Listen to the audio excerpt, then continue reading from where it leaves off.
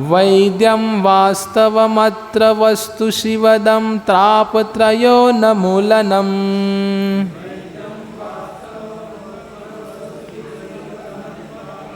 श्रीमद्भागवते महामुनि कृते किं वा परेरीश्वरः।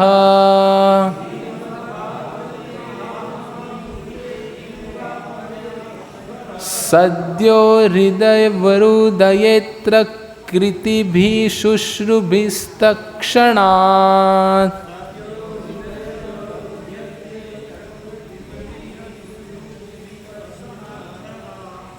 शब्दसार अनुवाद एवं तात्पर्य। कृष्ण कृपा मूर्ति अभय चरणारविंद भक्तिवेदांत स्वामी श्रील प्रभुपाद जी के द्वारा इस्कॉन के संस्थापक आचार्य धर्मा धार्मिकता प्रोजिता पूर्ण रूप से अस्वीकृत कैतवः सकाम विचार से प्रच्छन्न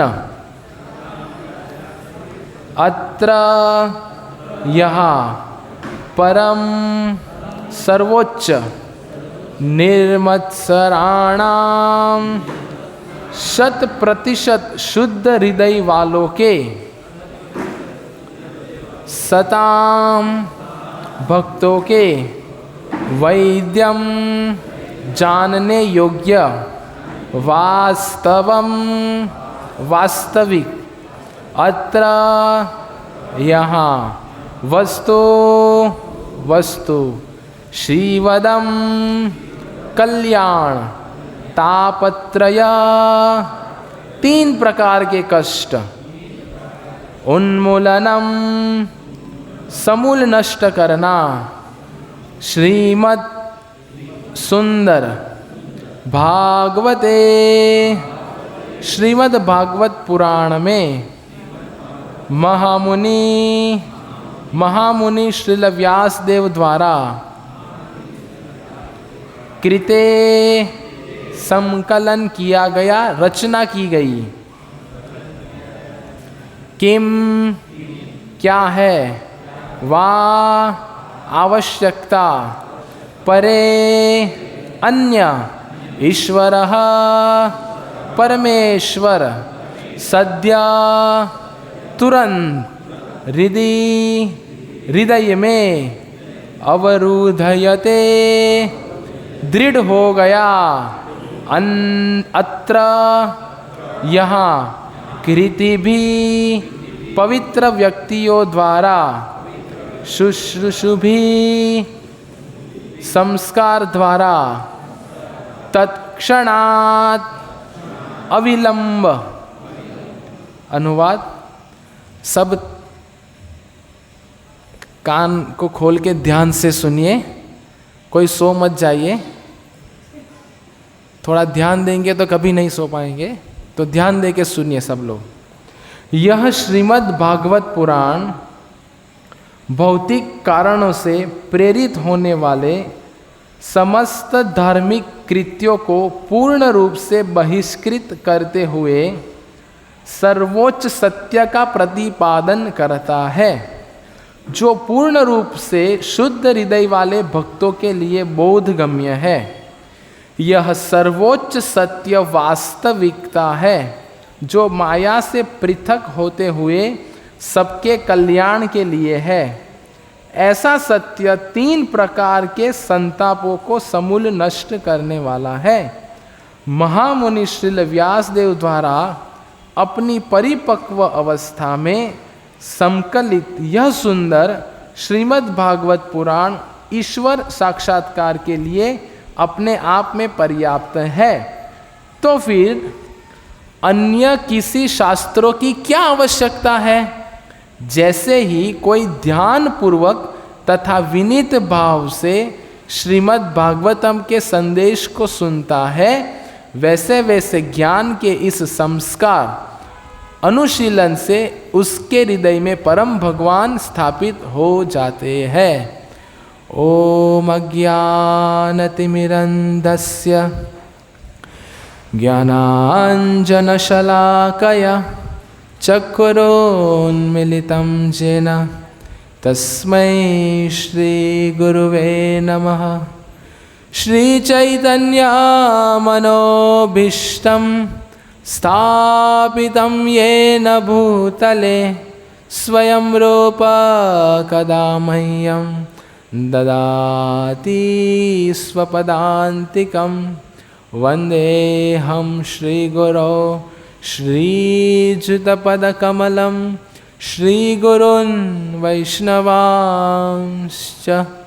श्रीरूपं सागरजातं सहगणा रघुनाथान्वितं त्वं सजीवं साद्वैतं सावधूतं परिजनसहितं कृष्णचैतन्यदेवं श्रीराधा कृष्णपादान् सहगणा ललिता श्रीविशाखान्वितांश्च। नमो ॐ विष्णुपादाय कृष्णप्रेष्ठाय भूतले श्रीमते भक्तिवेदान्तस्वामिन् इति नामिने। नमस्ते सारस्वती देवे गौरवाणी प्रचारिणे निर्विशेषशून्यवादी पाश्चात्यदेशतारिणे। जय श्री कृष्ण चैतन्य प्रभु नित्यानंद श्री अद्वैत गदाधर श्रीवासादि गौरभक्तवृंद। हरे कृष्णा कृष्ण कृष्ण हरे हरे, हरे राम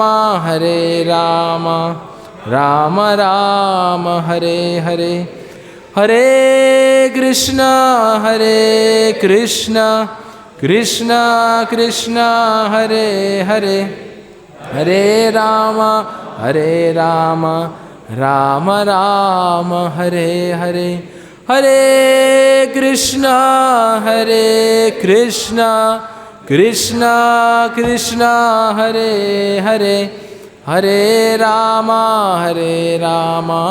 राम राम हरे हरे। श्रीमद् भागवतम प्रथम स्कंद प्रथम अध्याय द्वितीय श्लोक। तो आज के इस प्रति शुक्रवार की श्रीमद् भागवत कक्षा में हम आप सभी का स्वागत करते हैं। इतनी कठिनाई में आप सब लोग इधर उपस्थित हैं। सावन के मौसम में आप सब लोग वास्तव में कृष्ण प्रेमी हैं, इसीलिए आप लोग आए हैं। तो आपका बहुत बहुत धन्यवाद। तो हमने जो अभी अनुवाद पढ़ा श्रीमद् भागवतम के इस स्कंध का, हम सभी भली भांति अवगत है कि हमारे जो ग्रंथ है इनसे, एक है श्रीमद् भगवद गीता, दूसरा है श्रीमद् भागवतम, तीसरा है श्री चैतन्य चरितामृत और चौथा प्रभुपाद लीलामृत। प्रभुपाद जी को जाने बिना ये सब ग्रंथ समझना बहुत मुश्किल है। तो जिधर श्रीमद् भगवद गीता समाप्त होती है उधर से श्रीमद् भागवतम का उदय होता है।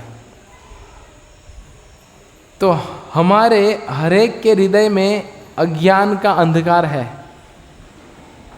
और वो अज्ञान के अंधकार में श्रीमद् भागवतम के सूर्य का जब उदय होगा तब जाके वो अज्ञान नष्ट होके ज्ञान प्रकट होगा।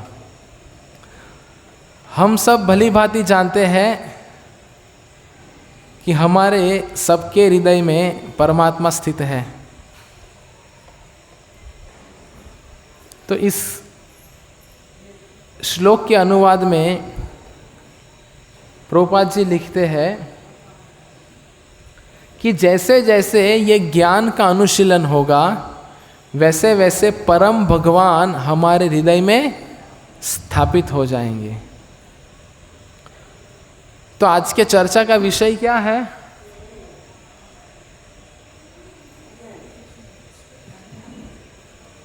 कौन बताएगा? हमारे पास समय ही नहीं है व्हाट्सएप के लिए, हमारे पास समय है स्टेटस देखने के लिए, हमारे पास समय है रील्स देखने के लिए, हमारे पास समय है क्रिकेट देखने के लिए।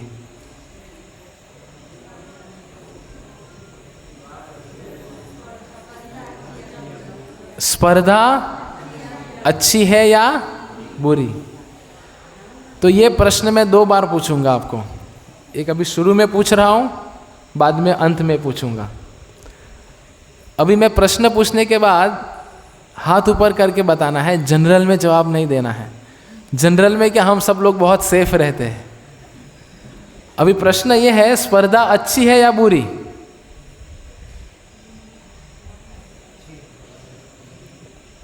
प्रभु जी में से कोई? अच्छी है। और कोई? सबका मंतव्य ऐसा है, स्पर्धा अच्छी है, अच्छी है। माता जी में से हाथ ऊपर करके बताइए। अच्छी और बुरी दोनों है। एक मिनट उनका पता खत्म होने दीजिए। हाँ,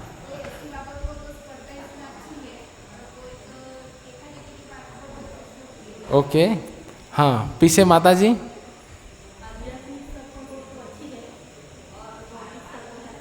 ओके, आध्यात्मिक स्तर पे है तो अच्छी है, भौतिक स्तर पे है तो बुरी है। हाँ, आप बताइए, आपने हाथ ऊपर किया था।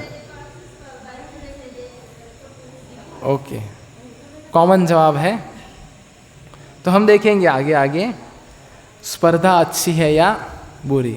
तो श्रीमद् भागवतम के और एक श्लोक में वर्णन आता है, जीवो जीवस्य जीवनम।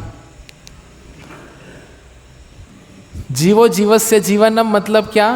कि हर एक जीव एक दूसरे जीव के ऊपर निर्भर है।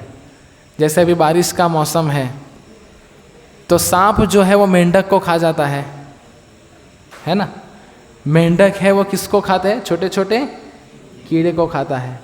और बारिश किसको अच्छा लगता है? मोर को।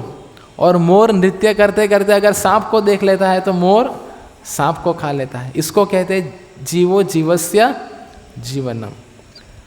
तो एक श्रीमद् भागवतम का ये एक पहलू है, जीवो जीवस्य जीवनम।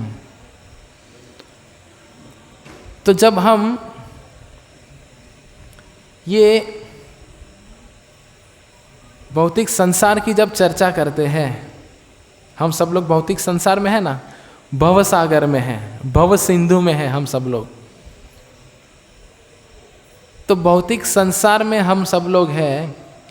तो जब हम इस संसार में रह के हमारे इर्द गिर्द जब देखेंगे तो क्या चल रहा है पूरे संसार में? स्पर्धा चल रही है ना। एक सफल व्यापारी जब दूसरे व्यापार को देखता है तो ये सोचता है कि इसका बहुत चल रहा है तो मुझे भी मेरा व्यापार बढ़ाना है। फिर कोई अच्छा गायक है तो वो क्या सोचेगा? जब मार्केट में कोई नया अच्छा गायक आ जाता है, गायक कलाकार, तो वो उसको देख के सोचेगा कि मेरे और उसमें क्या अंतर है। तो इस भौतिक संसार में देखें हम तो सब जगह क्या चल रहा है? स्पर्धा ही स्पर्धा चल रही है। और आध्यात्मिक संसार अगर हम लें, पूरे प्रवचन की ये जो हमारी श्रृंखला है श्लोकों की, उनमें हम दोनों संसार के बारे में देखेंगे। अभी चर्चा से पहले ये एक प्रश्न है कि हम सब जो इस संस्था में जुड़े हैं, हरे कृष्ण आंदोलन में, तो इस संस्था में हम सब लोग आते हैं, प्रति शुक्रवार आते हैं, प्रति रविवार आते हैं, उत्सवों में आते हैं, हरे कृष्ण महामंत्र जप करते हैं, 4 नियम पालन करते हैं। तो ये सबका उद्देश्य क्या है? कोई बता सकेगा? ये सब क्यों कर रहे हैं? मजा आ रहा है इसलिए, या किसी ने बोला है इसीलिए? क्यों कर रहे हैं? हमारा सबका गंतव्य क्या है? प्रसाद मिल जाए, अच्छा, छोले पूरी पनीर की सब्जी,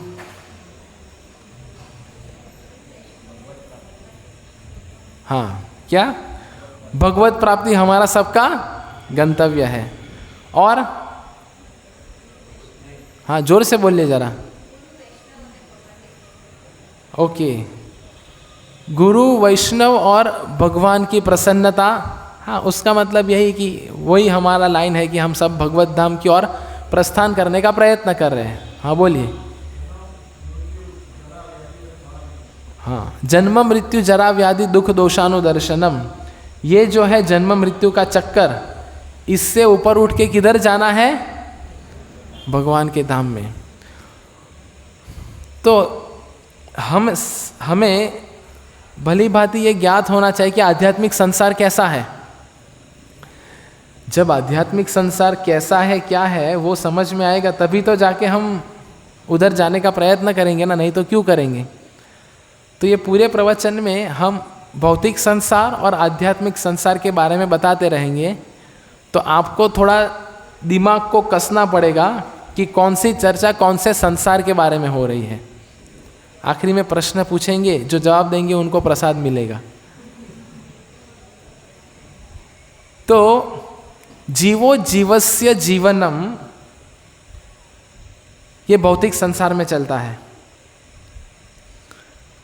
ये क्यों ऐसा है?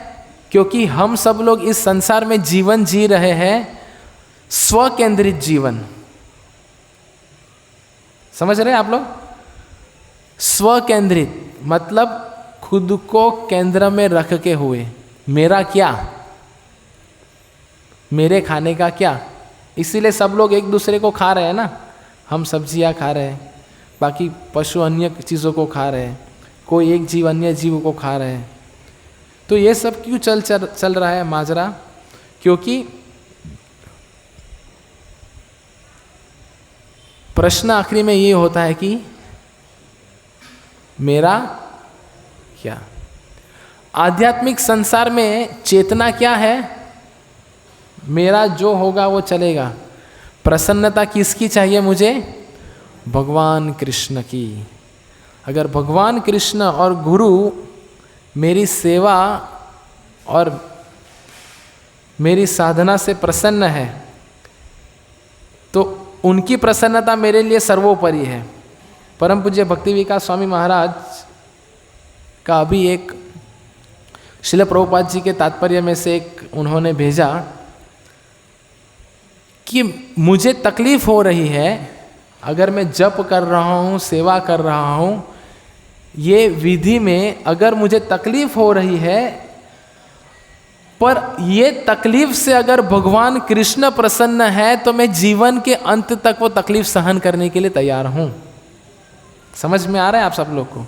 जैसे गोपियों के बीच से भगवान अंतर्ध्यान हो गए और भगवान के विरह में गोपियाँ अपना जीवन व्यतीत कर रही थी, ये समझ के कि हम भगवान कृष्ण को प्रसन्नता दे रहे हैं उनका विरह अनुभव करके।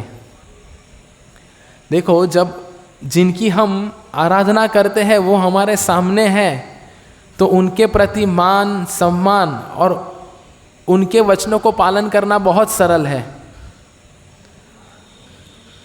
पर जो हमारे आराध्य है वो हमसे दृष्टिगोचर हो जाते हैं, तो वही प्रेम, वही आराधना, वही सेवा भाव बरकरार रखना बहुत मुश्किल है, क्योंकि हमें पता है कि कौन देखने वाला है। तो आध्यात्मिक संसार पूरा क्या है? भगवान कृष्ण केंद्रित है। और ये भौतिक संसार हम सबके लिए स्व केंद्रित है। हम सबको केंद्र में रख के हम सब लोग कार्य कर रहे हैं।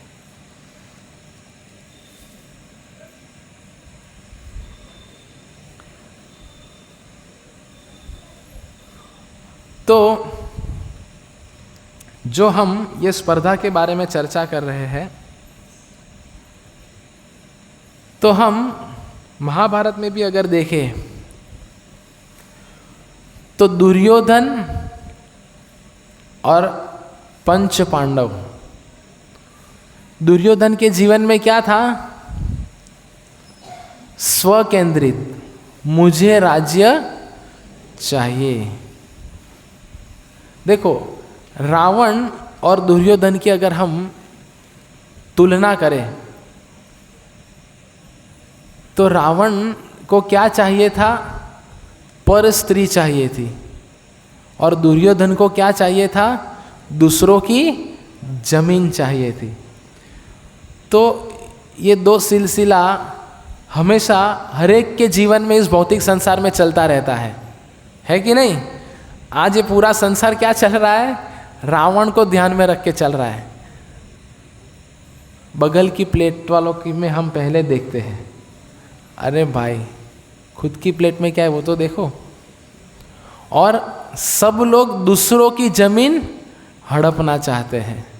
तो ये क्या है? रावण और दुर्योधन की मानसिकता है, क्योंकि हम सब लोग को किसी ना किसी की चीज़ों को हड़पना है। अभी ये सब चीज़ें का एक कारण क्या है वो हम आगे चर्चा करेंगे कि ये सब कुछ क्यों हो रहा है। अभी ये जो आध्यात्मिक संसार है, तो आध्यात्मिक संसार में क्या है कि हमें भगवान कृष्ण की संतुष्टि के लिए कार्य करना है। जैसे हम सब लोग इधर आते हैं, अलग अलग व्यंजन बनाते हैं, तो व्यंजन बनाने का उद्देश्य क्या है? भगवान कृष्ण को प्रसन्नता मिले। वही कार्य हम घर पे कर रहे हैं, तो घर पे क्या है? पूछना पड़ता है बच्चे को, आज क्या खाएंगे? तो वो कहता है ये बनाइए। या फ़ोन करके पूछना पड़ता है आज क्या बनाएंगे? देखो, कार्य वही है, रसोई बनाना, पर मंदिर में वह कार्य का उद्देश्य अलग हो जाता है, और वही कार्य घर में जब करते हैं तो उसका उद्देश्य अलग हो जाता है। अभी समझ रहे हैं भौतिक संसार और आध्यात्मिक संसार में क्या अंतर है? तो भौतिक संसार स्व केंद्रित है, आध्यात्मिक संसार कृष्ण केंद्रित है। तो आध्यात्मिक संसार में अगर हम देखें तो सब लोग अपनी अपनी क्षमता से भगवान कृष्ण को प्रसन्न करने का प्रयत्न करते हैं। तो जब अपनी अपनी क्षमता अगर कोई व्यक्ति पहचान लेता है कि मेरे अंदर ऐसी क्या खूबी है जिससे मैं भगवान कृष्ण की अच्छे से सेवा कर सकूं या उनको प्रसन्नता दे सकूं, तो वो खूबी अगर हम जान लेते हैं तो फिर भगवान कृष्ण की सेवा करना बहुत सरल बन जाता है। तो ये स्पर्धा कब आती है? कोई बता सकता है? स्पर्धा का जो अभिगम है हमारे मन में वो क्यों आता है? उसका मूल कारण क्या है?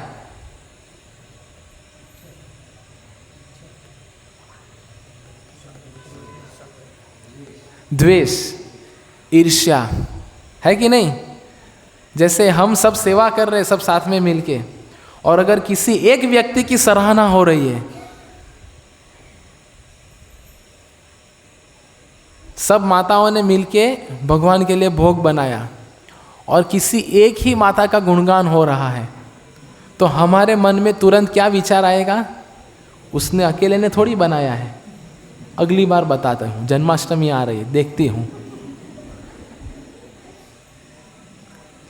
या तो आप समझ गए, और ज़्यादा उदाहरण देने की आवश्यकता नहीं। तो ये क्या हुआ? मन में ईर्ष्या आ गई, और यही ईर्ष्या के कारण हम सब लोग इस भौतिक संसार में हैं, क्योंकि हमने किन से ईर्ष्या की? हमारे परम आराध्य भगवान श्री कृष्ण से हमने ईर्ष्या की। इसके कारण हम सब लोग इस संसार में हैं, और वही अभिगम हमारा अभी भी है। तो आज हम ये प्रयत्न करेंगे कि हाँ, हम स्वीकार कर दें कि हमारे अंदर है, हमारे में मैं भी आ जाता हूँ, हम सब के अंदर वो चीज़ है। तो फिर उसको साथ में लेके चलते हुए कैसे हम इनसे ऊपर उठे ताकि हम भगवान कृष्ण की सेवा कर सके। तो हमें सबको भगवान ने जो जो क्षमता दी है वो क्षमता के हिसाब से हमें कार्य करना पड़ेगा। तो ये सब हमने जो चर्चा की बाहर के जगत की कि हाँ ये स्पर्धा होती है, सब कुछ होता है। अभी हम बन गए हैं क्या? भक्त। अभी भक्त बन गए हैं, तो भक्त बनने के बावजूद भी समस्या तो है, स्पर्धा तो है। कोई जब नया नया इस संस्था में जुड़ता है तो समझता है कि सब कुछ अच्छा रहेगा, आनंद ही आनंद आएगा। शुरू में जब हरे कृष्ण महामंत्र का जप करता है बहुत आनंद आता है। शुरू में जब सेवा में प्रभु मैं ये कर दूं, प्रभु मैं वो कर दूं, प्रभु मैं ये कर दूं, और कुछ समय होने के बाद प्रभु आप कर दीजिए। शुरू में पुस्तक वितरण में बहुत उत्साह आता है, और बारिश आती है तो सोचते हैं कौन जाएगा। बारिश आती है तो कार्यालय में जाएंगे हम, जो हम निजी कार्य कर रहे हैं, व्यापार कर रहे हैं, वो सब हम करेंगे। पर जब आध्यात्मिक संसार और आध्यात्मिक जीवन की बात आती है तो हम सोचेंगे इतनी बारिश में कौन जाएगा। क्योंकि हमें कितने भी वर्ष हो जाएंगे हमें समझ में नहीं आएगा कि मुझे इधर क्या प्राप्त हो रहा है। इधर वो प्राप्त हो रहा है जो आपको नहीं दिखेगा, और बाहर के संसार में वो प्राप्त हो रहा है जो आपकी आंखों से दिखता है। हाथों की खुजली कम हो जाती है क्योंकि उधर नोट मिलती है ना। तो फिर कितना भी कष्ट क्यों ना हो हम सब लोग जाएंगे। अभी जब भक्तों के संग में आते हैं और भक्तों के संग में आके भी मारा मारियां हो जाती है, देखते अनुभव है, कितने लोग का अनुभव है भक्तों के संग में बहुत मारा मारी होती। मारा मारी मतलब शब्दों के माध्यम से, सेवा के माध्यम से, स्पर्धा के माध्यम से। तो ये तो सब चल रहा है। और कृष्ण कथा तो करनी ही है, पर उसके अलावा अन्य सारी कथाएं भी बहुत हो जाती है जिसमें हमारे कर्णों को बहुत रुचि मिलती है। तो ये स्पर्धा का भाव क्यों आता है हमारे जहन में? क्योंकि हम सब लोग किसी दूसरे व्यक्ति की सफलता को सहन नहीं कर पाते हैं। अंग्रेजी में कहते हैं we can't tolerate other success. पर हमको ये चेतना से उठ के कौन सी चेतना में आते हैं? Let celebrate other success. देखो पहले क्या था, हम किसी दूसरे की सफलता को सहन नहीं कर सकते। उससे ऊपर उठ के हमें किधर तक पहुंचाना है, हमें अपने आप को सब साथ में मिलके दूसरे की सफलता को सब साथ में मिलके मनाइए। और ये आध्यात्मिक जगत का अभिगम है। कैसे? जब आध्यात्मिक संसार में, प्रवचन के अंत में मैं इसके उदाहरण भी दूंगा, आध्यात्मिक संसार में श्रीमद् भागवतम में वर्णन आता है कि जैसे जैसे जो देवी देवताएं हैं, दिख रहे आपको, वो भगवान की स्तुतियाँ करते हैं। गंधर्व जो है वो भगवान के लिए मधुर गायन करते हैं, और यह सुनना भगवान को अति प्रिय है। जगन्नाथ भगवान की लीला में भी हम देखते हैं कि जब गंधर्व भगवान की स्तुति करते हैं तो बहुत प्रिय है भगवान को। देखिए अभी आप थोड़ा ये चीज़ों का मुआयना कीजिए, अपने आप को इस जगत में लेके जाइए कि देवी देवताएं स्तुति कर रहे हैं, गंधर्व स्तुति कर रहे हैं, सब गोपागण भगवान की सेवाएं कर रहे हैं, चामर डुला रहे हैं, भगवान के गले में मालाएं पहना रहे हैं, भगवान के लिए व्यंजन बना रहे हैं, सब चल रहा है। इन सब के बीच में अगर एक भंवरा आ जाता है, अगर भंवरा आता है तो गंधर्व सब लोग शांत हो जाते हैं, क्योंकि भंवरा को भी एक मौका मिलना चाहिए भगवान की स्तुति करने का। और जब भंवरा भगवान की अगर स्तुति करते हैं तो सब लोग उनकी सराहना करते हैं। तो ये है आध्यात्मिक जगत। अभी हम आते हैं भौतिक जगत में। अब भौतिक जगत में, इस संसार में जब हम देखते हैं, अगर कोई गायक मधुर कीर्तन करता है, आहा, पूरा ये मंदिर का जो सभागृह है, सब लोग मंत्र मुग्ध हो गए, सब लोगों ने सराहना की। अभी दूसरे दिन दूसरा गायक आता है और उससे अच्छा गाता है, और सब लोग बोलते हैं अरे ये प्रभु से तो अच्छा आपने क्या कीर्तन किया। तो अभी पहला वाला गायक कलाकार सोचेगा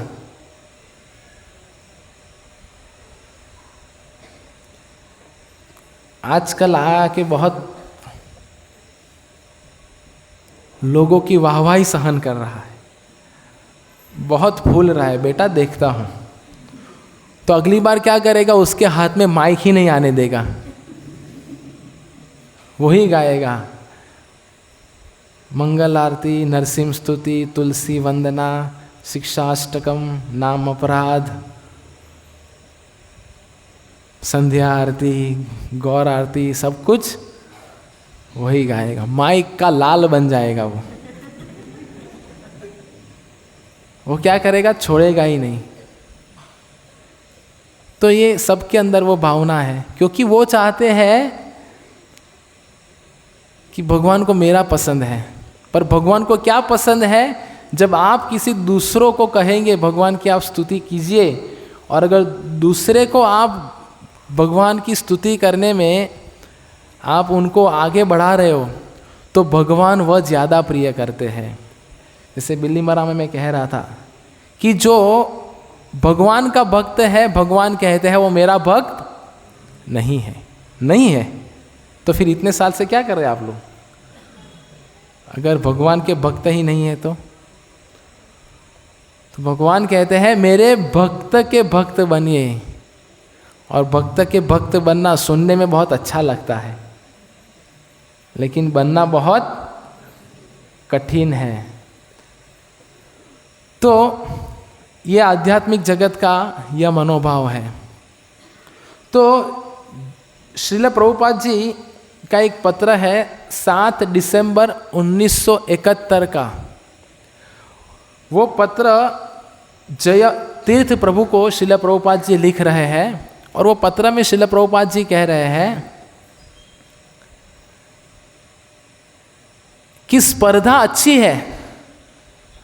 आप जो पुस्तक वितरण कर रहे हो वो आपने किया, फिर तमाल कृष्ण महाराज जो कर रहे हैं वो तो आपसे अधिक कर रहे हैं। अभी आप क्या कीजिए, तमाल कृष्ण महाराज को पीछे करके आप इतना पुस्तक वितरण कीजिए कि आप तमाल कृष्ण महाराज से आगे चले जाएं। ऐसे श्रील प्रभुपाद जी पत्र में लिख रहे हैं। तो श्रील प्रभुपाद जी क्या कह रहे हैं कि स्पर्धा कीजिए, लेकिन वो स्पर्धा हेल्दी होनी चाहिए, जिसको अंग्रेजी में कहते हैं हेल्दी कंपटीशन। एक स्पर्धा जो है वो मेरे स्वार्थ को संतुष्ट करने के लिए नहीं होनी चाहिए। अभी दिसंबर महीना आएगा तो हम सब लोग पुस्तक वितरण करते हैं। तो पुस्तक वितरण में हम सब लोग क्या करते हैं, झोल करते हैं। झोल समझ में आता है? मराठी माणसाला समजेल झोल म्हणजे काय।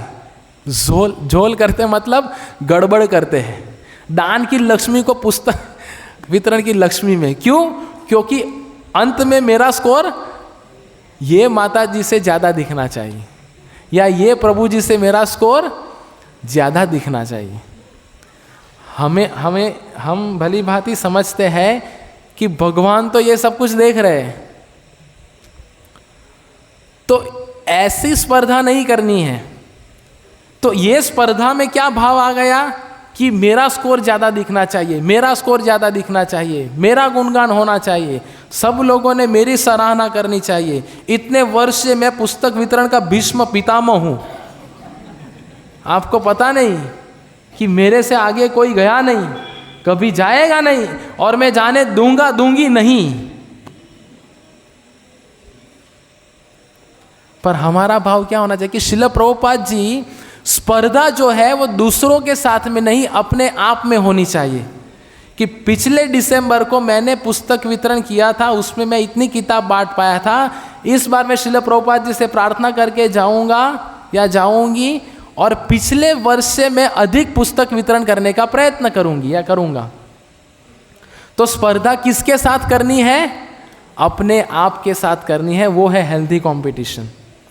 पर अगर दूसरों को दिखाने के लिए हम करेंगे, जैसे वो एक है ना महाराष्ट्र में प्रचलित, एक कभी गणेश चतुर्थी आएगी तो वो बजाते हैं, देवा हो देवा गणपति देवा तुमसे बढ़कर कौन। अभी इसके आगे क्या है, वो तो ठीक था, इसके बाद की लाइन बहुत डेंजर है, और भक्तजनों में हमसे बढ़कर कौन। तो ये भाव कई बार हमारे अंदर भी आ जाता है कि भक्तजनों में हमसे बढ़कर कौन। कई बार दान लेने के लिए जाते हैं रथ यात्रा के उपलक्ष्य में, जन्माष्टमी के उपलक्ष्य में, तो हम कहते हैं अरे ये तो मेरा डोनर है। अरे भाई मेरा तेरा क्या, सब घी तो खिचड़ी में ही जाने वाला है ना, लक्ष्मी मेरे घर पे थोड़ी लेके जाने वाले हैं हम। तो कहते अरे ये तो मेरा डोनर था, मैं जाता या मैं जाती तो इससे ज़्यादा लेके आती। अरे भगवान ने निर्धारित कर दिया है वो इतना ही देने वाला है, उससे अधिक नहीं मिलेगा। तो कई बार दान लेने में हमारे इलाके बट जाते हैं, ये मेरा इलाका है, मेरे अंगने में तुम्हारा क्या काम। तो हम इलाके बांट लेते हैं कि ये तो मेरा इलाका है, ये मेरा इलाका है। कोई भी आके हमारे इलाके में चला जाए तो फर्क क्या पड़ेगा, दान तो मंदिर में आने वाला है ना, कोई अवार्ड नहीं देने वाला है कि इन्होंने इतना दान किया। तो दान कई बार क्या होता है, हमारा उद्देश्य थोड़ा बदल जाता है, हम किसके लिए सेवा कर रहे हैं वो कई बार बदल जाता है। भगवान कृष्ण और श्रील प्रभुपाद जी की प्रसन्नता के लिए हमें कार्य करना है, वो भूल के कई बार हम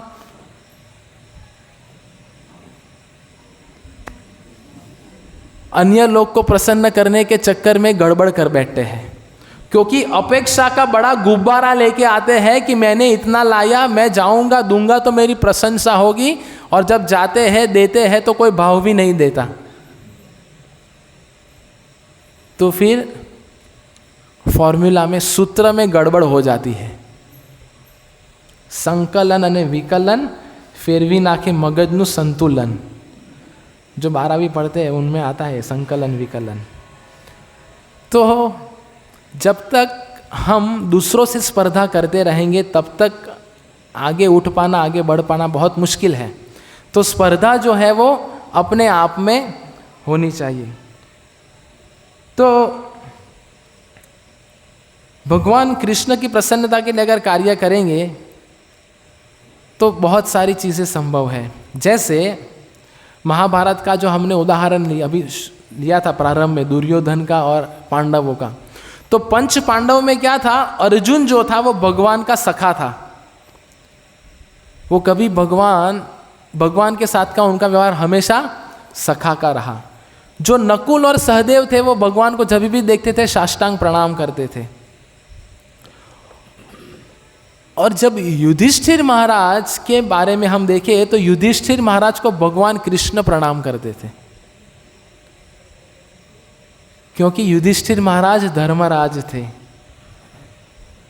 पंच पांडव में। तो देखिए ये पंच पांडव में आप देखिए, नकुल सहदेव भगवान को प्रणाम करते थे, अर्जुन हमेशा सखा के जैसे भगवान के गले मिला करते थे, और युधिष्ठिर महाराज को भगवान कृष्ण प्रणाम किया करते थे। तो युधिष्ठिर महाराज ने ऐसा नहीं सोचा, देखो जिनको आप प्रणाम करते हो वो मुझे प्रणाम करते हैं। ये भाव कभी युधिष्ठिर महाराज के मन में नहीं आया। तो इनमें हम देखें तो ये पंच पांडव जो थे, कभी उनमें ऐसी भावनाएं नहीं आई कि देखिए कौन किसको प्रणाम कर रहा है और किसको क्या मिल रहा है, भगवान कृष्ण किसको गले मिल रहे। नहीं, सबका अपना एक व्यक्तिगत निजी स्वभाव है, सबका अपना एक व्यक्तिगत निजी झुकाव है। उस हिसाब से वह व्यक्ति वह सेवा कर रहा है और भगवान की नज़रों में वह सर्वश्रेष्ठ है। तो दूसरा एक 20 दिसंबर का श्रील प्रभुपाद जी का पत्र है। तो वो पत्र में श्रील प्रभुपाद जी कहते हैं कि जो पुस्तक वितरण आप कर रहे हो, ये स्पर्धा के बारे में श्रील प्रभुपाद जी कह रहे हैं। तो ये जब मैं प्रभुपाद जी के पत्र व्यवहार कुछ दिन पहले पढ़ रहा था, तो पत्र व्यवहार में ये जब कई बार मैं देखा स्पर्धा स्पर्धा स्पर्धा, और फिर जब श्रीमद् भागवतम के ये स्कंद में, प्रथम स्कंद के प्रथम अध्याय के दूसरे श्लोक में जब मैंने देखा तो उसमें भी स्पर्धा की बात आई। तो मैं सोचा कि इसके विषय में चर्चा करें। तो श्रील प्रभुपाद जी कहते हैं कि ये महीने में इतना पुस्तक वितरण हुआ, अगले महीने में इतना कीजिए, उसके अगले महीने में इतना कीजिए। ये श्रील प्रभुपाद जी के समय में अलग अलग पुस्तक वितरण की पार्टियां थी। तो इनका पुस्तक वितरण, उनका पुस्तक वितरण, प्रभुपाद जी कहे इनको क्रॉस करके आगे बढ़िए, इनको क्रॉस करके आप आगे बढ़िए। क्यों प्रभुपाद जी ऐसा कह रहे थे? क्योंकि ये पुस्तक वितरण में सबका मूड क्या था कि हमें श्रील प्रभुपाद जी को प्रसन्न करना है। क्योंकि श्रील प्रभुपाद जी हमेशा कहा करते थे, जब भी कोई भक्त लोग कहते थे श्रील प्रभुपाद जी आज इतना पुस्तक वितरण हुआ, प्रभुपाद जी कहते थे डबल द स्कोर। अगली बार आए प्रभुपाद जी इतना पुस्तक वितरण हुआ, श्रील प्रभुपाद जी कहे डबल द स्कोर। हमेशा श्रील प्रभुपाद जी कहे स्कोर को डबल कीजिए। और सब लोग का भाव क्या था? हमें श्रील प्रभुपाद जी को प्रसन्न करना है। भारत में क्या है, भगवान कृष्ण को सब लोग जानते हैं, श्रील प्रभुपाद जी को कोई इतना नहीं जानता। पर पाश्चात्य देश में क्या है, भगवान कृष्ण को इतना कोई नहीं जानता, सब लोग श्रील प्रभुपाद जी को जानते हैं, क्योंकि श्रील प्रभुपाद जी ने उनको भगवान कृष्ण दिए। इसीलिए उनका स्वाभाविक प्रेम श्रील प्रभुपाद जी के प्रति इतना है कि उनके लिए श्रील प्रभुपाद जी सब कुछ है। हमें श्रील प्रभुपाद जी को प्रसन्न करना है, क्योंकि उन्होंने श्रील प्रभुपाद जी के संघर्ष को देखा है। इतने वर्ष की आयु में भगवान के जो राजदूत थे श्रील प्रभुपाद जी, पुस्तकें लिखी। हम तो एक उत्सव में सेवा की, दूसरे दिन हम थक जाते हैं। श्रील प्रभुपाद जी एक साथ में कितने सारे देशों में भ्रमण किया करते थे। मानो आज भारत से रात को निकले और दूसरी जगह श्रील प्रभुपाद जी को जिधर पहुंचना था, मानो अमेरिका में, तो अमेरिका में गए तो उधर भी रात है, क्योंकि इधर रात और दिन का फर्क है ना, अमेरिका में और भारत में। तो उधर पहुंचने में इतना समय लग जाता है, 22 घंटे 24 घंटे, तो उधर भी रात है। तो कई समय तक श्रील प्रभुपाद जी को रात ही देखनी पड़ती थी। और श्रील प्रभुपाद जी ने ये नहीं सोचा कि इतना मैंने सफ़र किया है, ये सफ़र में मैं अभी सफ़र हो रहा हूँ, ये श्रील प्रभुपाद जी ने सोचा। श्रील प्रभुपाद जी ने देखा 1 बज गया, मुझे पुस्तक लिखना है, श्रील प्रभुपाद जी पुस्तक लिखने बैठ गए। हम लोग कई बार 4 घंटा 8 घंटा प्रवास करते हैं, तो हम थक जाते कि नहीं थक जाते? तो श्रील प्रभुपाद जी किताब लिखने लग गए। दूसरे दिन मंगल आरती करना है, वापस अपने कार्यों में लग जाना है, पत्र व्यवहार को जवाब देना है, अन्य भक्तों से मिलना है। उस समय में कोई नहीं था श्रील प्रभुपाद जी की मदद करने के लिए। तो श्रील प्रभुपाद जी खुद सब भक्तों के लिए प्रसाद बनाया करते थे, सब भक्तों को अपने हाथ से प्रसाद परोसते थे। सब भक्त प्रसाद ग्रहण करने के बाद, उधर तो ये प्रथा नहीं थी कि खुद की प्लेट को खुद धोना है, तो वो लोग उठ के चले जाते थे। तो श्रील प्रभुपाद जी सबकी प्लेट इकट्ठा करते थे रात को 10 साढ़े 10 बजे, और सबकी प्लेट धोते थे अपने अश्रुओं से, क्योंकि उनको इतनी भी अक्ल नहीं है कि हमें ये भी करना चाहिए, ये सोच के। ऐसे कई महीने बीत गए। कई महीने बीतने के बाद एक व्यक्ति श्रील प्रभुपाद जी के पास आके कहता है कि स्वामी जी, मे आई हेल्प यू? तो श्रील प्रभुपाद जी जोर जोर से फूट फूट के रोने लगे कि यही दिन की मैं प्रतीक्षा कर रहा था कि कोई एक व्यक्ति आए और मुझे कहे कि मैं आपकी सहायता करूं। और यही चीज श्रील प्रभुपाद जी आज भी हमसे वही चाहते हैं कि आप मुझे सहायता कीजिए श्री चैतन्य महाप्रभु के इस आंदोलन को जन सामान्य तक पहुंचाने के लिए। पृथ्वी ते जत आचे नगर आदि ग्राम सर्वत्र प्रचार होई बे मोरो नाम। ये जो चैतन्य महाप्रभु ने कहा, ये सिद्ध करने के लिए मुझे सहायता की आवश्यकता है। तो बड़ा प्रश्न चिन्ह ये है कि क्या हम तैयार हैं? क्या हमारी परिस्थिति क्या है? हम अभी तक अपने निजी स्वार्थ में स्व केंद्रित जीवन से बाहर ही नहीं आ रहे हैं। तो जब तक स्व केंद्रित जीवन से बाहर उठ के जब तक कृष्ण भगवान श्रील प्रभुपाद जी केंद्रित जीवन नहीं जिएंगे, तब तक ये नामुमकिन है। क्योंकि हमें हमेशा प्रश्न रहता है दुर्योधन के जैसा मेरा क्या। कई बार सत्ता का भी बहुत बड़ा रंग चढ़ जाता है, मेरे पद का क्या। हमें भी इधर अलग अलग पद मिलते हैं, ये पद वो पद वो पद वो पद। सब लोग पद से आसक्त होते हैं, पद मिलने के बाद ही सेवा करेंगे। पद नहीं मिला तो बोलेंगे कैसे सेवा करूं। तो ये हमारी स्थिति है। तो श्रील प्रभुपाद जी हमेशा कहे कि हाँ, स्पर्धा होनी चाहिए, पर गुरु और भगवान को प्रसन्न करने के लिए मुझे ये कार्य करना है, भगवान की प्रसन्नता के लिए। तो ये स्पर्धा अच्छी है। तो आगे वृत्तांत आता है दो माताजियों का उदाहरण। एक माताजी का नाम था सत्यभामा माताजी और दूसरी माताजी का नाम था रुक्मिणी माताजी। तो सत्यभामा माताजी बहुत सुंदर भगवान के लिए पुष्पों की माला बनाती थी, और जो ये रुक्मिणी माताजी है वो बहुत अच्छे से भगवान के लिए अलग अलग व्यंजन बनाती थी। तो सत्यभामा माताजी क्या बनाती थी अच्छे से? मालाएं। तो सत्यभामा माताजी रुक्मिणी माताजी के पास आके कहती है कि क्या आप ऐसे सुंदर हार भगवान के लिए बना पाएगी?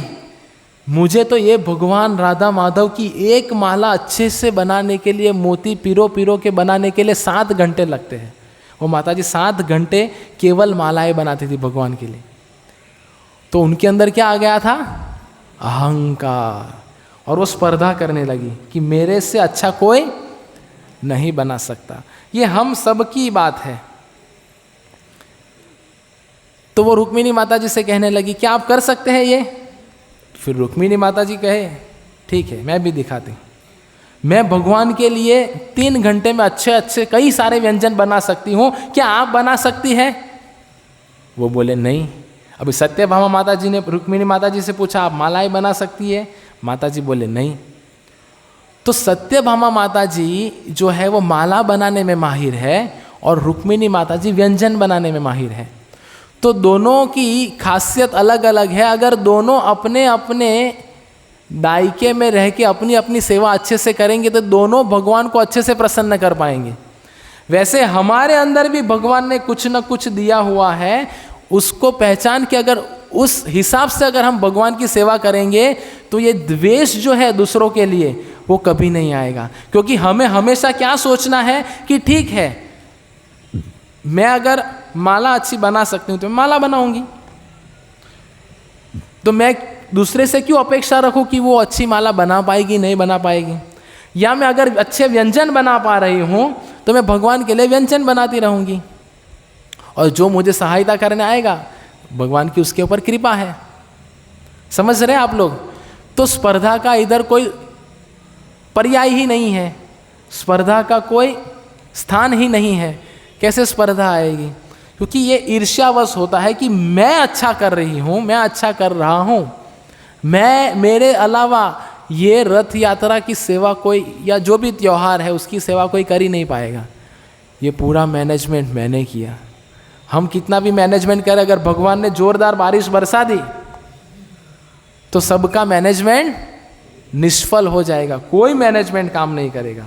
तब एक ही मैनेजमेंट काम करता है, भगवान श्री कृष्ण का। तो ये सब कुछ क्यों आता है हमारे जहन में? क्योंकि हम सब लोग ये सोच के आते हैं कि मैं इधर कुछ परफॉर्म करने आया हूं। हम इधर कोई परफॉर्मेंस करने नहीं आए हैं, हम इधर भगवान कृष्ण की संतुष्टि के लिए आए। ये हमें सबको समझ लेना है।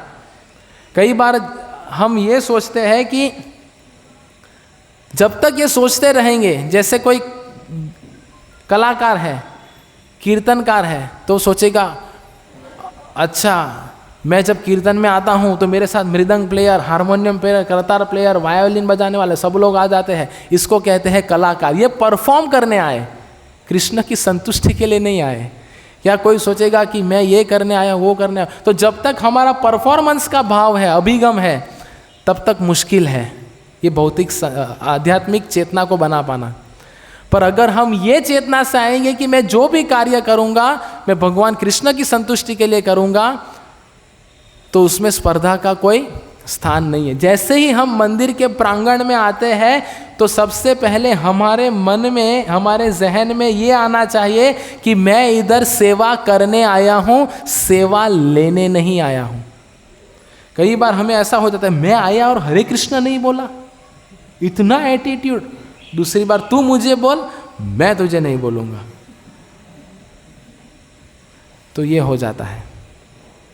तो हमें परफॉर्मेंस के लिए नहीं आना है, हमें कृष्ण भगवान की संतुष्टि के लिए। कई बार हम देखते हैं कि मैं वही सेवा करूंगा जो सबको दिखती है। क्या प्रेसिडेंट को क्या कहते हैं हिंदी में? प्रमुख। प्रमुख आएंगे और प्रमुख अगर देखेंगे हाँ अच्छा चल रहा है, अच्छा कर रहा है, प्रमुख की नज़रों में अच्छा बनने के लिए कई बार कार्य करते हैं। और कई बार उनके डर से आते हैं, वो बाबा वो चिल्लाएंगे तो क्या होगा। उसका मतलब अभी तक कृष्ण भगवान के प्रति प्रेम जागृति नहीं हुआ है। अभी प्रमुख कौन है? भगवान कृष्ण के प्रतिनिधित्व करते हैं। और अगर भगवान कृष्ण सेवा से संतुष्ट है तो प्रमुख संतुष्ट होंगे ही होंगे। तो और एक उदाहरण, अभी क्या हम श्रृंगार सेवा करते हैं, तो ये मेरे मन में विचार आया था रथ यात्रा के अगले दिन, तो वो उदाहरण देता हूँ कि कई पुष्प ऐसे होते हैं जो छोटे होते हैं। जैसे मोगरा इतना छोटा होता है पर सुगंध बहुत देता है, और जरबेरा इतना बड़ा, और अभी मोगरा को देखिए कोई ऐसा नहीं बोलेगा वाह क्या सुंदर दिखता है, कोई नहीं बोलेगा। पर जरबेरा, जरबेरा पता है ना, सूर्यमुखी जैसा फूल, तो इतना बड़ा होता है, अलग अलग कलर में होता है। फिर वो ऑर्किड आता है, ऑर्किड का फूल अलग अलग कलर में, दिखने में इतना सुंदर दिखता है कि देख के प्रेम हो जाता है। आहा हा क्या पुष्प है, बड़ा दिखता है, सुंदर दिखता है, पर सुगंध नहीं है। तो जो मोगरा है, वो मोगरा का स्वभाव है कि वो सुगंध देता रहेगा, वो भी भगवान को प्रसन्न करेगा। तो मोगरा सोचेगा कि मुझे भी ऑर्किड के जैसा सुंदर बनना है, तो वो सुगंध नहीं दे पाएगा। और ऑर्किड सोचेगा कि मुझे मोगरे के जैसी सुगंध देनी है, तो ऑर्किड अपनी वास्तविकता गवा बैठेगा। तो हर एक की अपनी अपनी वास्तविकता है, उसके हिसाब से अगर हम ये भक्तिमय कार्यों में लगे रहेंगे तो बहुत प्रगति करेंगे। एक उदाहरण बता के मैं प्रवचन को विराम दूंगा कि कौवा और उनकी पत्नी, भाई कौवा क्वैक क्वैक क्वैक करता है तो सोचता है कि कोई दम नहीं है मेरे क्वैक क्वैक में, तो सोचता है कि कोयल कितनी अच्छी है, कोयल कितनी अच्छी है। तो कोयल के पास जाते हैं और कहते हैं कि कितना सुंदर स्वर दिया है आपने, आपको भगवान ने। तो कोयल कहते हैं मैं तो अभी अभी आत्महत्या करने वाली थी। तो कौवा पूछता है क्यों? ये पोपट को देख के कि भगवान ने मुझे तो इतना सुंदर शरीर नहीं दिया है, क्योंकि कोयल भी काले कलर की आती है ना। तो सोचते हैं पोपट कितना अच्छा है, उसकी चोंच जो है वो लाल है, उसका कलर हरा है, उसकी आंखें कितनी अच्छी है और कितना मधुर बोलता है। तो फिर कौवा जाता कोयल को छोड़ के पोपट के पास में कि वाह पोपट, तू पोपट के जैसा ही है। तो पोपट बोलता है मैं अभी अभी आत्महत्या करने वाला था। तो कौवा बोलता है क्यों? क्योंकि भगवान ने मुझे सुंदरता दी, लेकिन मेरे पंख इतने छोटे दिए कि मैं ज़्यादा उड़ नहीं पाता, छोटे छोटे पंख है ना। तो पोपट बोलता है कि वो मयूर को देखिए कितने बड़े अच्छे अच्छे सुंदर पंख है, कितना जब उड़ता है, कम उड़ता है पर इतना अच्छा उड़ता है, अपनी कलाएं फैलाता है, अपना क्या मोर पंख कला बोलते हैं ना, अपनी कला को बारिश में दिखाता है, कितना सुंदर है। तो अभी कौवा कोयल से, तोते से किधर गया? मयूर के पास, और मयूर का गुणगान करता है। तो मयूर कहता है मेरे से अच्छे आप हो। तो कौवा कहता है कैसे? अभी ये सुनने के बाद कौवा खुश होते होते फिर अपनी जो भी कौवी के पास जाता है, पता नहीं क्या बोलते वो तो उनको पूछना पड़ेगा, जब अगले जन्म में मैं कौवा बनूंगा तो पूछ लूंगा वो भाषा में कि क्या बोलते हैं उसको। तो मयूर ये कहते हैं कि मैं अच्छा बोलता भी हूँ, मेरे पंख भी अच्छे हैं, मेरे पीछे भी अच्छे हैं, पर ये सब कुछ अच्छा है इसीलिए सर्कस का मदारी लेके जाके मुझे अंदर बंद कर देता है। तो मैं तो सर्कस में बंद हूं, पर आप तो खुले आसमान की मजा ले रहे हो। तो कौवा कहता है वाह वाह वाह वाह वाह, ऐसा बोल के वापस चला जाता है। तो इससे हम क्या सीख रहे हैं कि जिसके पास जो है उसमें संतुष्ट होना चाहिए। दूसरों का महल देख के अपनी झोपड़ी तोड़ नहीं देनी चाहिए, क्योंकि भगवान, और ये सब कब संभव है? 6 चीज़ों के द्वारा। जो मैं अभी 6 चीज़ें बताऊंगा तो पूरे प्रवचन का सारा अंश ये 6 चीज़ों में आ जाएगा। तो उसमें पहली चीज़ है जो मैंने कहा, स्पर्धा अपने आप से कीजिए। दूसरा, हर एक के अंदर अपना अपना एक व्यक्तिगत एक खूबी दी है भगवान ने, वो खूबी को पहचान के भगवान की सेवा कीजिए। तीसरा जो बहुत अगत्य का है हमें सबको समझने के लिए, कि पुण्य कर्म, कि हमें सब कुछ एक दूसरे को जो भी प्राप्त हुआ है हमारे पिछले जन्म के पुण्य कर्म के ऊपर से मिला है। तो जब भी कोई हमसे अच्छा कर रहा है तो हमें ये समझना चाहिए कि वो उसके पुण्य कर्म से कर रहा है, जो भगवान ने उनको पिछले कर्म के आधार से दिया है। तो फिर मैं क्यों उसमें दखल अंदाजी करूं? और अपने आप से जब भी स्पर्धा करनी है तो वो हेल्दी कीजिए, कि मैं पिछली रथ यात्रा में क्या था अभी क्या हूँ, पिछले जन्माष्टमी में क्या था अभी मैं क्या हूँ, पिछले महीने में मैं इतना जप करता था अभी मैं कितना कर रहा हूँ, कितनी मंगल आरती में नहीं कर रहा था अभी कितनी कर रहा हूँ, कितनी सेवा कर रहा हूँ। ऐसे अपने आप को ही कंपेयर कीजिए।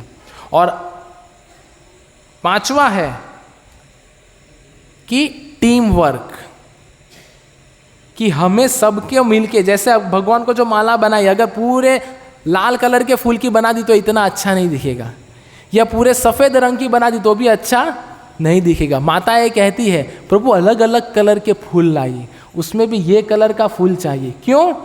क्योंकि अलग अलग कलर के फूलों से वो माला अच्छी बनती है, भगवान को प्रसन्नता देती है। वैसे ही जब अच्छी अच्छी अलग अलग अलग खोपड़ी एक साथ में आएगी और एक धागे में जुड़ जाएगी, और जब गुरु आके वो माला को भगवान को अर्पित करेंगे तो भगवान प्रसन्न होते हैं। तो अपनी अपनी खूबी से पूरे सबको साथ में आके भगवान की सेवा करनी है। कोई सोचेगा मैं घर पे रह के करूँगा, मैं घर पे भी तो सेवा ही करता हूँ ना, घर पे भी तो मंगल आरती ही करता हूँ ना, घर पे भी तो जप करता हूँ ना, पर घर में संग नहीं है। चैतन्य महाप्रभु ने कीर्तन नहीं कहा है, संकीर्तन कहा है। और आखिरी और अंतिम जो बहुत कठिन है, कि सब साथ में मिलके दूसरों की सफलता को सेलिब्रेट करें, और ये सब करेंगे तब जाके वास्तव में हम हमारे जो आराध्य है राधा माधव को प्रसन्न कर पाएंगे। हरे कृष्णा कृष्ण कृष्ण हरे हरे, हरे राम राम राम हरे हरे। ग्रंथराज श्रीमद् भागवतम की, जगत गुरु श्रील प्रभुपाद की, निताई गौर प्रेमानंदे। किसी का कोई प्रश्न?